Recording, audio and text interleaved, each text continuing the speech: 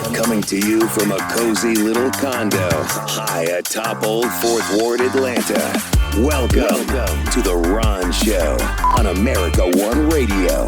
Here's your host, Ron Roberts. Back up on the horse, and later in the show, my guest today will be incoming Georgia Senate Minority Leader Harold Jones II. He, too, from the Augusta, Georgia area. Looking forward to talking with him.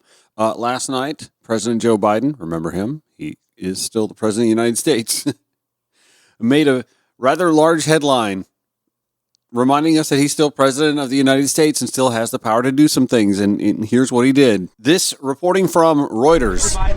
U.S. President Joe Biden said on Sunday he had pardoned his son, Hunter Biden, who had been convicted of making false statements on a gun background check and illegally possessing a firearm. He had also pled guilty to federal tax charges. In a statement released by the White House, Biden explained his decision for the pardon, saying, quote, "No reasonable person who looks at the facts of Hunter's cases can reach any other conclusion than Hunter was singled out only because he is my son." The pragmatist in me says there are two truths here. Hunter Biden committed crimes, was guilty of those crimes, and was also egregiously targeted for partisan political purposes and put through a vastly more rigorous process than anyone else would have been simply because he was the son of the President of the United States in an election year. And in just a minute, I'll explain why that part is what made all of this so tricky for Joe Biden all along. The White House had said repeatedly that Biden would not pardon or commute any sentences given to his son. The younger Biden, a recovering drug addict, had become a target of Republicans, including President-elect Donald Trump. In a post on Truth Social, Trump called Biden's pardon, quote, "an abuse and miscarriage of justice." Which is a rich statement coming from someone who just in the same weekend had put someone in as ambassador to our longest ally, France, who is the father-in-law of one of his children and someone he also pardoned.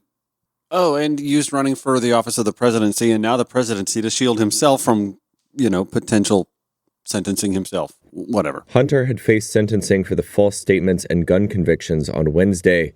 In September, he pled guilty to federal charges of failing to pay $1.4 million in taxes while spending lavishly on drugs, sex workers, and luxury items. He faced sentencing in that case on December 16th. The president said people were almost never brought to trial for felony charges over how they filled out a gun form. And he said others who were late in paying taxes because of addiction but paid them back with interest and penalties as his son had, typically received, quote, non-criminal resolutions to their cases. They're also not usually the target of a voracious politicized prosecution and public humiliation. I mean, the process alone was punishing. Undue, in my opinion, comparable to the crimes found guilty of. I mean, if anything, this makes Hunter Biden a viable candidate for the 2028 GOP nomination, right? Biden Sr. said he hoped Americans would understand, quote, why a father and a president would come to this decision. He said he had made up his mind over the weekend while celebrating Thanksgiving with his family, including Hunter. Again, that reporting from Reuters, yeah, I get it. I'm not saying it's right, but I get it. I really can't even get mad about this. I mean, you're looking at an aging father who is stepping down from a position of authority where he could have done something and sat back and chose not to do something all along to let the process play out. And by the process, I don't mean just the judicial process, but I mean the electoral process as well. I mean, yeah, this is totally about the 2024 election too. And that's somewhat by GOP design. Again, his son went through a process that was so public, so humiliating, so targeted, so focused for political reasons that the process in and of itself was a form of punishment. It's amazing. Anybody who's ever dealt with addiction recovery, or been close to someone who has, understands the perilous tightrope that just fighting that addiction is. Now, put yourself or put someone that you know like that in that mindset while also going through what Hunter Biden did simply because he is related to a politician. And I mean, the pressure has to be tenfold to walk the line, to walk the straight and narrow, to stay clean. When, again, being an addict and staying off whatever you're addicted to is tough enough without the white-hot glare of media scrutiny, political scrutiny, public scrutiny, familial scrutiny. And throughout most of that process, his father, while running for re-election initially for president of the United States, said what he said about staying out of it because that would have been the proper thing to do. And I have to wonder, had Joe carried through with the campaign, had he won, or had Kamala Harris won, would he have stuck to his guns? And when you see what is coming in, as a loving father in a position of authority with the ability to shield his remaining living son from, when you see that storm a-coming, would you not get your kid out of the way? Of course you would. And make no mistake, I'm conflicted by this. Hunter Biden committed crimes. Hunter Biden was found guilty of crimes. Hunter Biden should face the consequences of those crimes. I also happen to believe Hunter Biden may actually already have faced the consequences of those crimes. Again, the process to me was part of the punishment. And I don't know, I just can't get, in this political climate where you have sexual predators up for cabinet positions, where you have a convicted felon about to be sworn into the highest office in the land, thus shielding him from the repercussion of those felony convictions.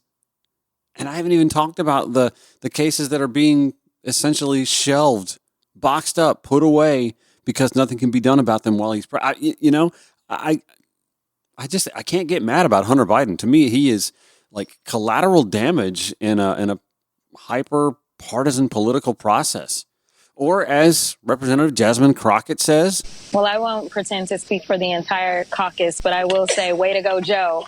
Let me be the first one to congratulate the president for deciding to do this, because at the end of the day, we know that we have a 34-count convicted felon that is about to walk into the White House. So for anyone that wants to clutch their pearls now because he decided that he was going to pardon his son, I would say take a look in the mirror, because we also know that when it comes to this cabinet has more people accused of sexual assault than any incoming cabinet probably ever in the history of America. So we are living in unprecedented times, and we know that this was completely political. As someone who serves on the oversight committee, this was gamesmanship the entire time.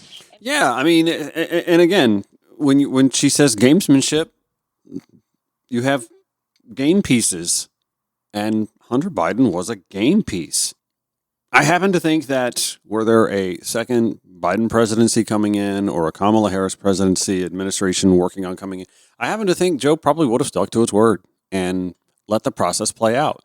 But, and maybe if you saw, generic Republican presidential candidate or president-elect coming in, you might have seen Joe Biden stick to his guns. But when you see what Trump is putting together, essentially the Project 2025 gang. I mean, he refuted Project 2025 throughout the campaign, and now he is full on embracing it. When you see that sort of assemblage, you can't just leave your, if it were a close friend or a confidant or just, an associate that you'd worked with in Hunter's situation, you would have pause to leave them in that situation, twisting in the wind, knowing that, wait, you're gonna leave me to these jackals? I'm sorry.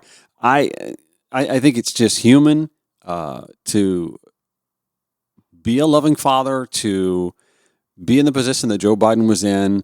I can be mad that or upset. Yeah. I mean, I guess I can be mad that he on the campaign trail or during the campaign cycle, when asked several times about pardoning Hunter, he said no, he wasn't going to do it. I think, given the moment, I'd say good luck finding me a father or a mother, a parent who in that situation wouldn't do the exact same damn thing. And honestly, if you're Joe Biden, you're like, what the hell? Why the not? My approval rating's in the 30s. I'm obviously not running for re-election. It can affect the person who was running for the office that I was supporting, I guess. Why not? Why wouldn't you do it? Again, find me a parent on this planet who wouldn't do the exact same I mean, let's be honest. We're walking into a presidency where January 6th protesters are going to get pardoned. Where, again, the incoming ambassador to France, our nation's longest ally, the ambassador to our longest ally will be a pardoned convicted felon placed by a convicted felon in the White House. I'm here for the internal hand-wringing from the left. I'm here for that. It's a conversation I'm ready to have with anyone who'd like to have it. And by the way, I don't do this enough. 404-919-2725. If you want to leave a comment for the Ron Show, happy to do that. I'd love to air phone calls. I don't push the number out enough, and that's my fault. 404-919-2725 if you have something to say. I'm here for that discussion. But from the right, I'm sorry, you're going to get the stiff arm. You're going to get the Heisman. I can't. I cannot have this conversation with anyone who abides by an incoming Trump administration with his cabinet picks and his draconian justice. And I mean, Kash Patel as head of the FBI, he faces an uphill climb, not nearly as tough as Pete Hegseth. Oh, by the way, plenty of, his own mother. I'm not sure his mother would confirm him to lead the Pentagon. Anyway, I just don't want to hear it from the right. Don't give me the law and order spiel. Don't give me the what did Trump say? In a post on Truth Social, Trump called Biden's pardon, quote, an abuse and miscarriage of justice. Yeah, that guy can kick rocks. I don't give two shits what he has to say about justice. Oh, my God. All right.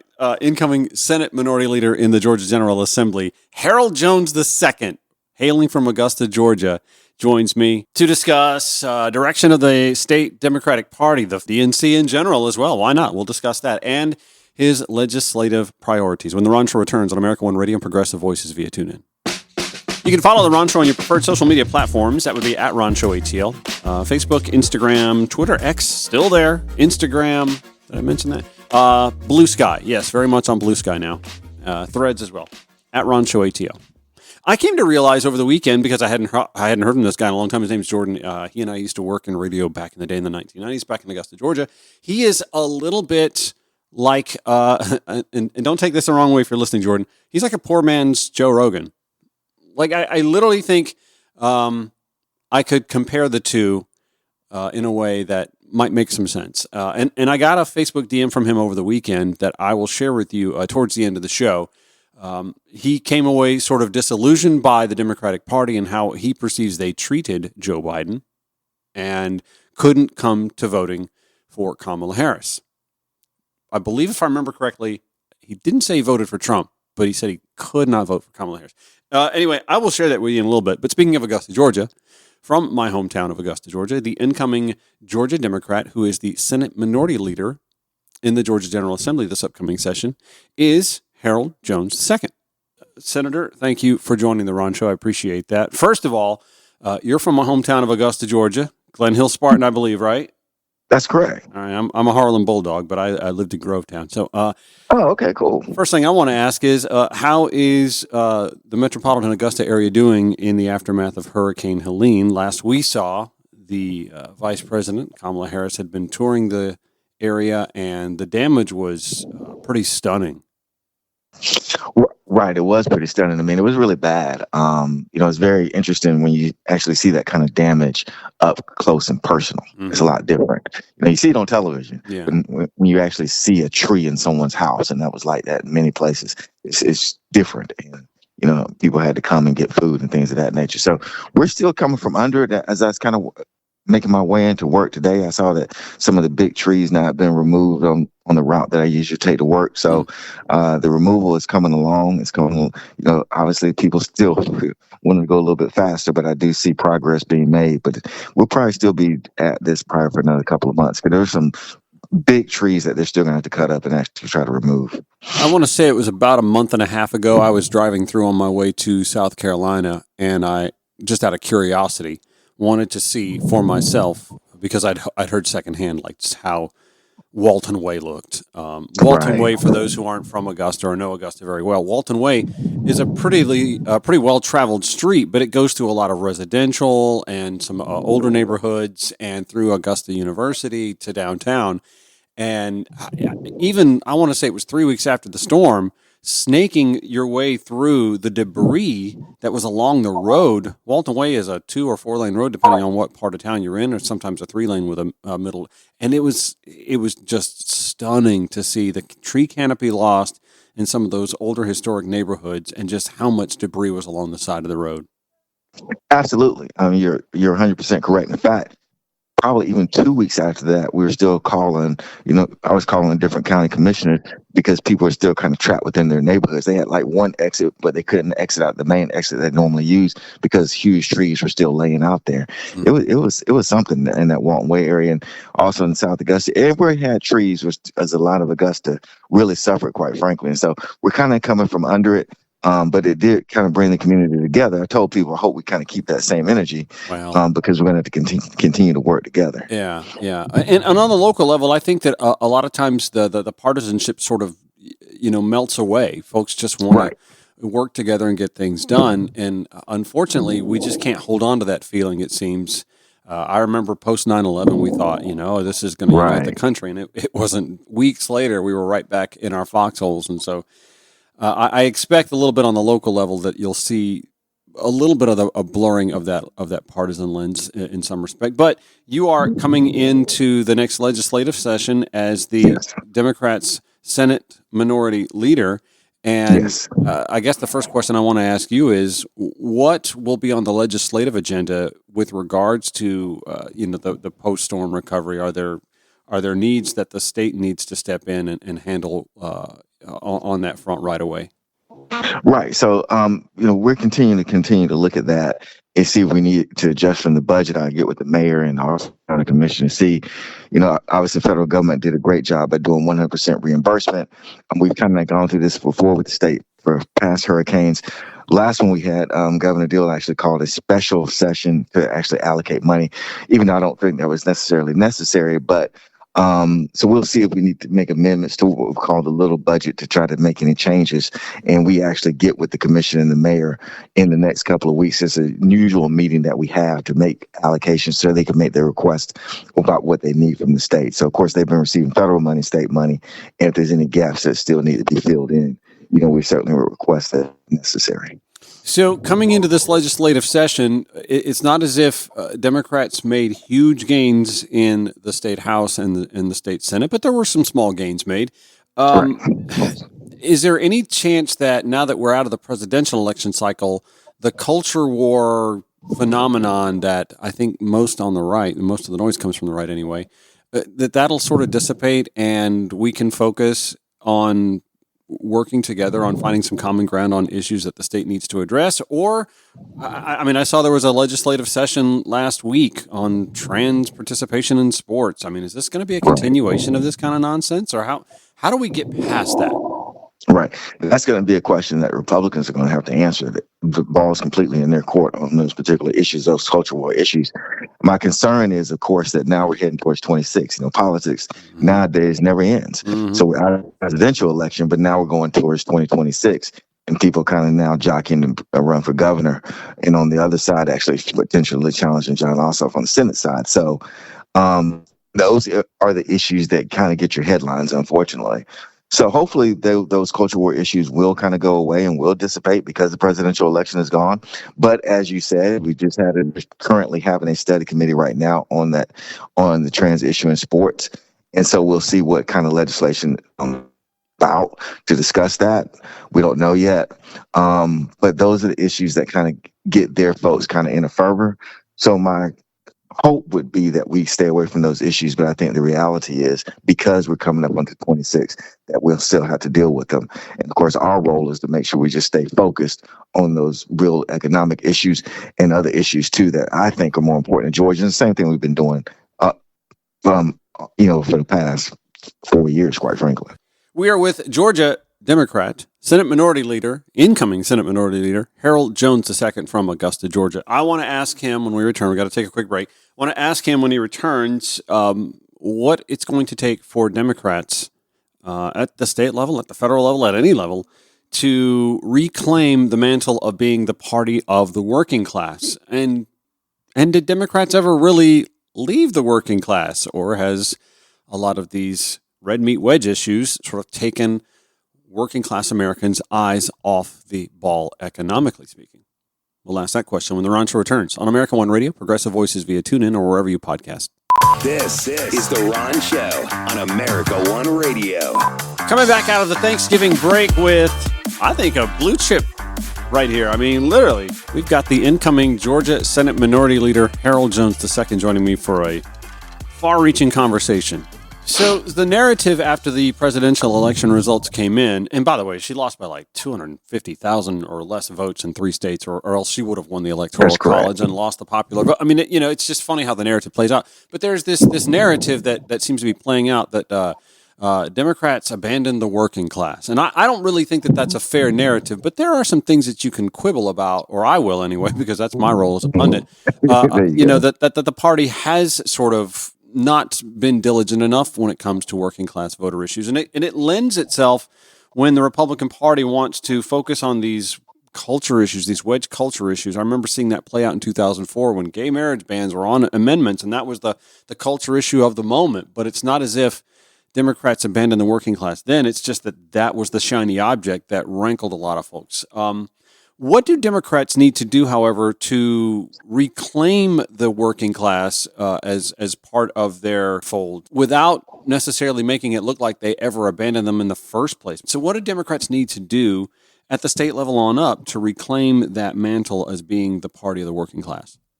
Yeah, I think you pointed out a couple of things. Number one, we did not abandon working class or middle class folks. And the fact of the matter is, 90% of everyone is a working class. To some extent, I almost hate that term because we're all working class.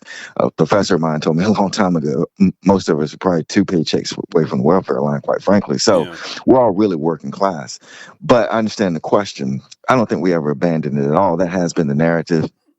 As you said, we can look around the edges and quibble here and there. But certainly, and I've even talked to my own colleagues about this, I said, what do you believe that you have been discussing just these culture war issues? Because the number one thing we've always been talking about is Medicaid expansion. We've talked about child care. We have a study committee dealing with gun safety storage. We had our own study committee that we created dealing with rent control. So why are you adopting this narrative that we've abandoned the working class? So first, let's do some introspection and realize that's not the case. Now, it may be the case in D.C., but that's D.C. Let's deal with Georgia. And I'm not even sure it's the case there, but that's their battle. Let's look at internally and say, have we been doing that? The answer is no, we have not been focused on those issues.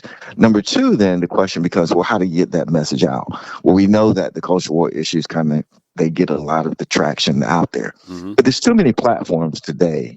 There's too many platforms like yourself. I'm glad you reached out to me, quite frankly. There's too many platforms that we have today to actually get our message out. So that's one of the things we're going to make a conscious effort to do, is to make sure we actually use platforms that we can control, but also platforms like yourself and others that are going to actually help us put the message out there in the sense of saying, yeah, we understand that that issue about sports will come up, but that should not dominate the whole legislative session. And because there's going to be so many other issues that are going to come up. So we have to be a little bit more proactive in doing that. And then, of course, from a platform standpoint, and then also when we go out into our districts, we have to be unabashedly talking about economic issues. And I think to some extent we maybe hold back a little bit, but we have to talk about economic inequality right here in Georgia. We have to be open about those issues. And if we do that, then I think we can really start recapturing the narrative. We need to put Republicans on the spot to say, are you really going to deal with these issues? And I think you have to be a little bit more aggressive in that, not necessarily in a mean way, but you have to put it out there. You have to talk about these economic inequalities that exist across the board within the state of Georgia. We're with Harold Jones II. He is the incoming Senate Minority Leader in the state of Georgia. Coming up this next legislative session, he's going to be a pretty busy man. I like that you actually brought up messaging, because I had an entire segment on this last week or the week before about the Georgia Democratic Party, and I think it has a wonky messaging apparatus, if you can even call it that.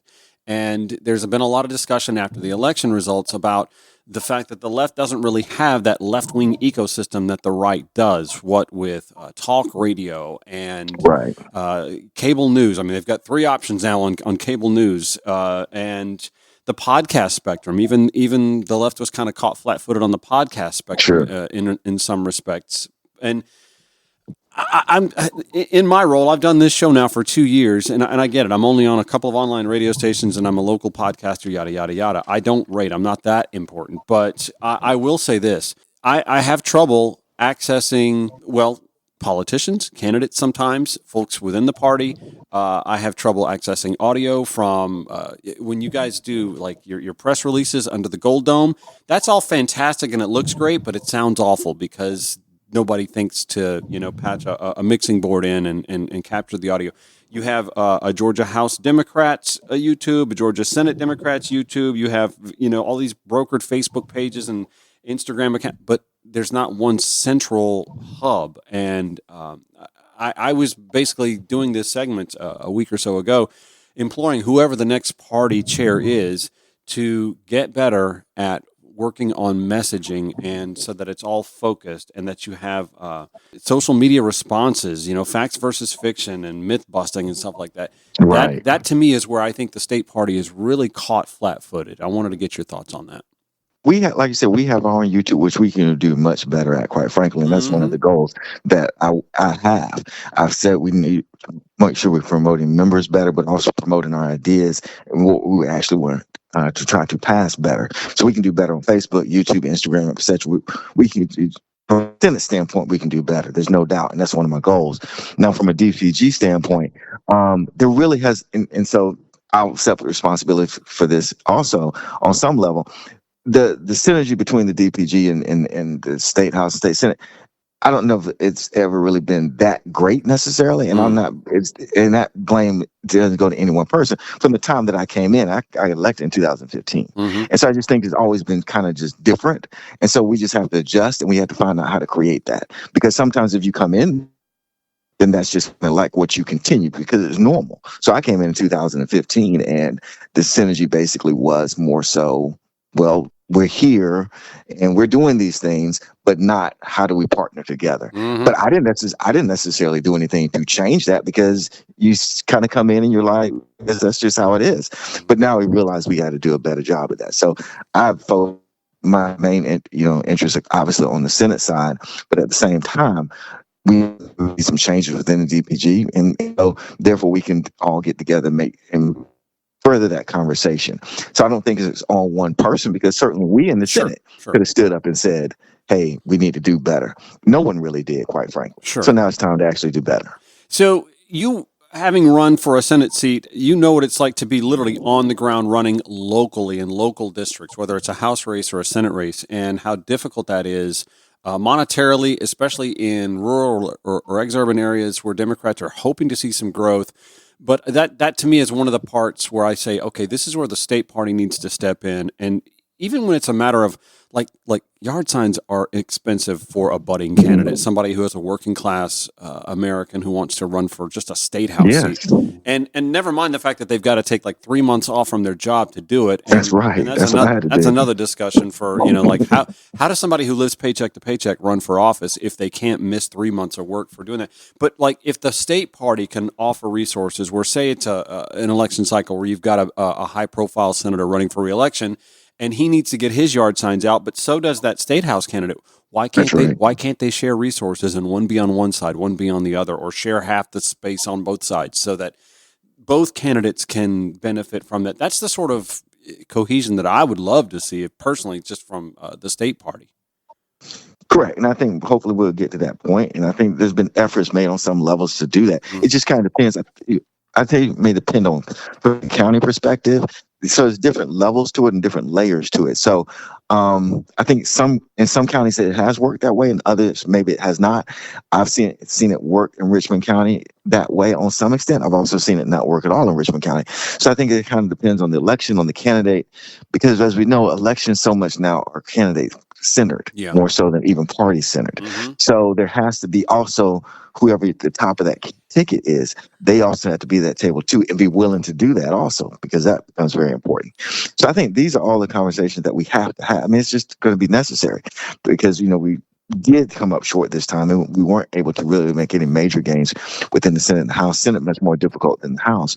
But I think that once we kind of get into the new year, I look forward to that. So that's our job. I mean, that's part of our job is to make sure we win elections and make sure we actually get legislation passed. And that's what we're there to do. There's nothing else for me to do up there. I'm from Augusta. I tell people all the time, I don't have anything else to do. My family isn't up there. Atlanta. Yeah. My job isn't up there. I can kind of work here and there, because I'm a lawyer, so I can work, from my apartment and stuff like that. But I really have nothing else to do. So I'm ready to work. Let's just get to it. One more thing that I thought I would point out to anybody in the state party, and you're a high-ranking official, so take this to whomever needs to hear this.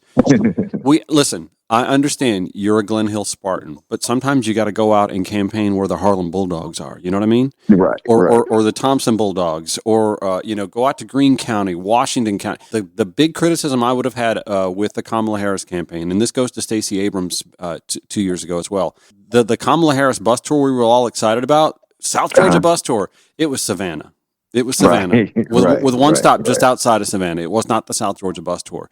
We got to start going to those places and grow the votes. You may not win over Forsyth County. You may not win over, Columbia County. But if you start adding numbers in those counties, you start winning statewide races.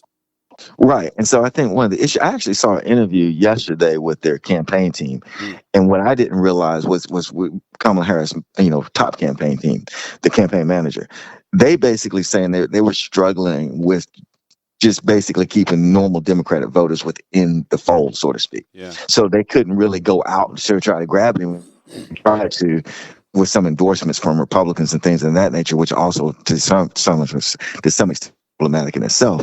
But they had issues, I think, even trying to keep normal Democratic voters within the fold. That's one of the things that they were explaining. I think that lays to us, because remember, presidential candidate, even with Senator Ossoff coming up, they're going to start campaigning 6 months, 9 months out of the year. Yeah. We should be campaigning all year round, meaning we have to actually till that soil to where we're not worried about our normal voters. Right. So Richmond County, you shouldn't be concerned about Richmond County coming out, because what we're doing as a delegation to make sure Richmond County is in the fold. So therefore, then you do go out to Thompson and places like that, which are more rural areas for those listeners who may not know. We shouldn't be sitting up there saying, well, we're concerned about just getting the votes that we need, that we have to have, so we can't even go to Thompson and Greene County, et cetera. That comes on us. So I think we have that obligation to really put our message out there, and that's what we're talking about with messaging. So we right now in the state legislature, because in reality it has to come through the legislature, because if you really think about it, in Georgia, a lot of your county commissioners, city councilors, they're nonpartisan. They may be Democrats, but I say sometimes they like to hide behind the nonpartisan badge when it kind of hits them. Of course they do. And then, exactly. And then your DAs and solicitors, they're partisan, but they're not going to get involved like that. So we're going to have to push the needle. We're going to have to do that. That's our challenge, to make sure that County, Gwinnett counties, et cetera, that they're firmly set. Our candidates can go out and campaign in those other areas and grab votes where they normally won't be able to go. Well, on that note, the incoming Senate Minority Leader is on the phone with us. His name is Harold Jones II from my hometown of Augusta, Georgia. I reckon we should talk legislative agenda, so we will do that. Take a quick break and come back. We're with Harold Jones II, incoming Georgia Senate Minority Leader. It's The Ron Show on America One Radio, Progressive Voices via TuneIn, or wherever you podcast. If you miss any of today's Ron Show or any Ron Show episode, you can go to ronshowatl.com or follow on your preferred podcast platform. All of those episodes are there. Hear the entire conversation I've had today with incoming Senate Minority Leader Harold Jones II. And yes, we should talk legislative agenda. Let's do that. With the incoming January session about to kick off, what are some goals that the party can set from a minority point of view? Because you guys can introduce ideas and try and affect legislation that comes up, but you're the minority party, so you're almost at the whim of the majority. There's got to be some common ground you can find, and even some ability to sort of stunt some of the stuff that the majority party is going to want to push. So what sort of goals do you have set in your mind going into this legislative session? Right. From a legislative standpoint, we're always setting goals from a legislative standpoint, and we want to make sure we pass those issues, but we always trying to move the needle too. Mm-hmm. But I think one major goal that we have that we came close to last year was Medicaid expansion. Yeah. One vote away. First time we ever got a vote within a hearing. First time we got a hearing and a vote on Medicaid expansion. We lost by one vote. Mm-hmm. Lieutenant Governor still expressed interest in doing that. We actually had, I believe, 2 Republicans that actually voted for it, one being the rules chair. So we feel comfortable that we can continue to push that issue. And that is potentially a legislative win. Yeah, that would be huge. That would be huge. And I think that we're going to have to continue to push that. And I think we have some allies to make sure that potentially happens. Of course, the governor stated that he wants to continue with pathways. But, there's just fundamental problems with pathways. Medicaid and health insurance is not a job verification program. I've spent over $26 million just trying to find out whether people are working and things of that nature. I tell people all the time, we're spending more money keeping up with regular Georgians to try to determine where healthcare than we do on really looking at tax exemptions for corporations. We don't have any of this kind of same rules to make sure that tax exemptions for corporations are actually working. Right. But regular Georgians just want health care. We put them through all these hoops through pathways. All they want is health care for their children and for their family. That's just wrong. There's inequity there. There's a question there about your values to some extent. Speaking of that, I think child care costs also is going to be a big issue that we're going to be pushing. Georgia child care costs are extremely high. It's 8 to 14% of your income. Wow. So it's over college tuition now. In-state college tuition, child care costs about $8,000. So yes, that's another issue that we're going to be pushing. And I think that's an issue that affects all voters. Of course, every issue affects all voters. But that's one that I think you can put Republicans into a box and say, why would you not be for it? Potentially either doing 2 things. Number one, increasing your CAPS program to where the level, the economic level actually goes up. I think about 40. You make about $47,000 now. You're eligible for it. Actually increase that, or actually capping the cost of child care. Maybe it's like 7%, which is what the federal guideline. So those are things you can put the Republicans in a box on and say, why would you not be in favor of this? Since now you supposedly are now the working class party. Yeah. But these are things that working class people want. Yeah, so we're not going to just use symbols, right? And I was going to say at the federal level, a lot of what Trump has touted on the campaign trail are populist ideas that a lot of progressives could get behind, and so they're going to have to call them to the carpet on that. And I like that you're taking that same tack. Another question I had: reproductive rights, obviously, always at the forefront of conversation, especially in a swing state like Georgia.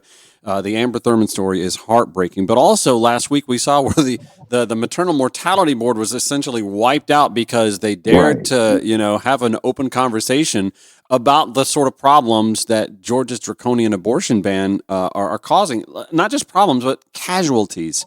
Is there something that can be done legislatively in this General Assembly session, you think, to sort of alter that law? So obviously we'll ask legislation to try to repeal that or try to see if there's any exceptions that we can use. But a lot of people don't realize that the Dobbs decision, which actually started all of this, is actually less restrictive than Georgia's abortion law. Georgia actually is the most restrictive abortion law pretty much in the United States. So we really had to push that and show the voters really what's going on as far as this issue is concerned.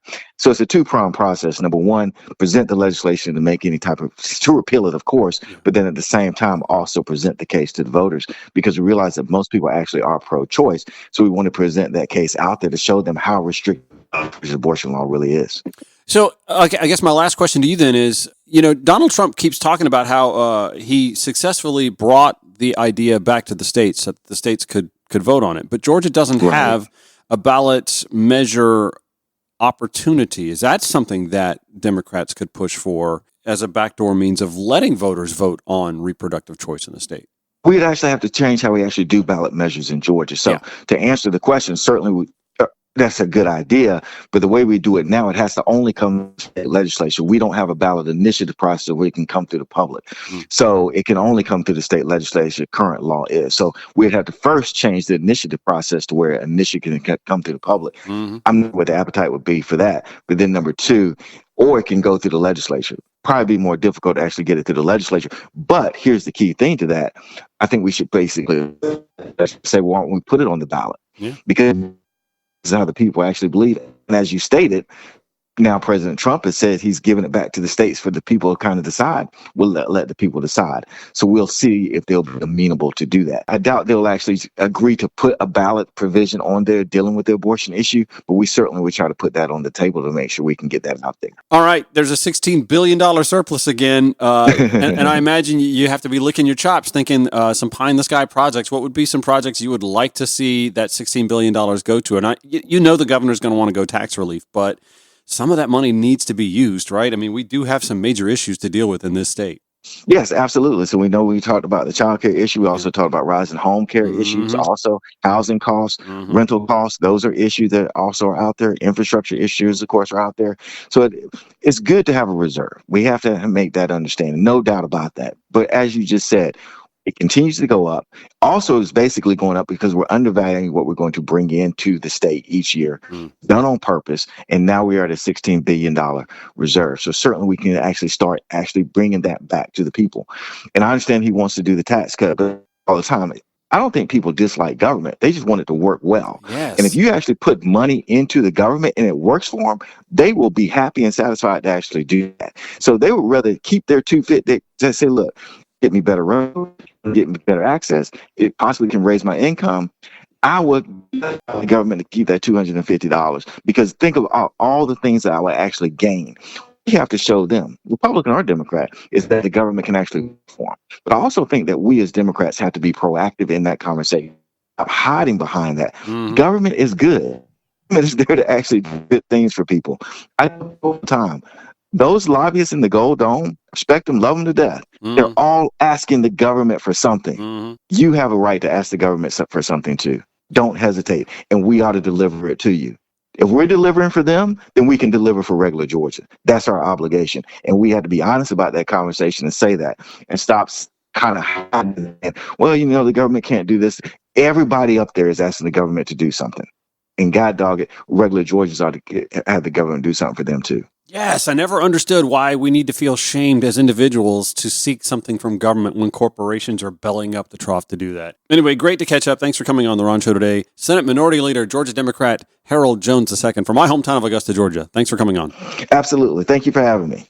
Speaking of Augusta, one of my old radio friends from Augusta reached out over the weekend, Facebook direct message. His name is Jordan, and he, to me, is like a Joe Rogan Democrat, a Joe Rogan progressive type.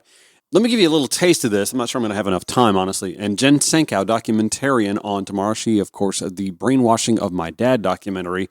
We'll talk about media manipulation. That is a running and concurrent theme in the aftermath of the 2024 election. So anyway, Jordan messaged me over the weekend essentially saying, I've become really upset with the party, Ron. The shit with Biden to me was wrong. How they did him was not right. I get it, but I just had no confidence in Kamala Harris. I do not like her. Think she's a terrible candidate. Why did they not let us pick? I'm with Bill Maher that this woke shit has to go. It's gotten way too out of hand. I have no issue with trans or anything, but the cancel culture, free speech, etc. I mean, do you see why I kind of liken this guy to Joe Rogan? Because he kind of thinks a little bit like Joe Rogan. So I said, Biden had happened to him, allegedly anyway. What happened to Bernie Sanders in 2020 to Biden's benefit? So, what are you going to do? The fact is, Joe shouldn't have put himself in position to be knifed like that, if he even was. Because he shouldn't have run for a second term in his condition anyway, and that too falls on Joe. When you have binary options, you got to go with the sum total of each side, and with this cast of comic book villains and goons Donald is assembling, you can't seriously think Harris wouldn't have assembled a vastly more sane and higher character cabinet, and that's what you've got to consider. They didn't let us pick because Joe didn't give them or us the time to do that. There was no primary season to be had because we only had like 100 days to run for the actual office. Again, that's on Joe. And I also asked Jordan to specify what woke shit in particular he is speaking to. I mean, he set the trans issue to the side, so what is he talking about? And cancel culture? My God, that's happening on both sides of the... anyway.